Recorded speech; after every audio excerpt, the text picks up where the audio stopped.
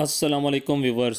لاہور میں ٹیپو ٹرکاں والا کے بیٹے امیر بالاج ٹیپو کو قتل کرنے والے حملہ آور کی شناخت ہو گئی۔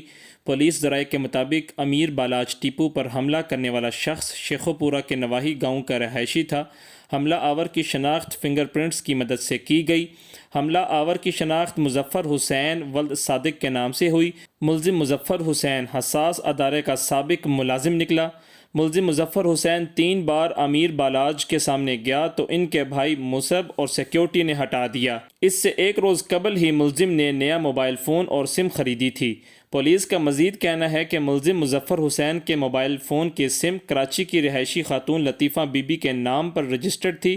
ملزم نے امیر بالاج کے شادی کے تقریب سے نکلتے ہی سیدھی سائٹ سے پورا برسٹ چلایا۔ مظفر حسین کی فائرنگ کے دوران ہی امیر بالاج کے گن مینوں نے بھی فائرنگ کر دی اور جس سے ملزم موقع پر ہلاک ہو گیا۔ ملزم نے 4 شادیاں کر رکھی تھیں۔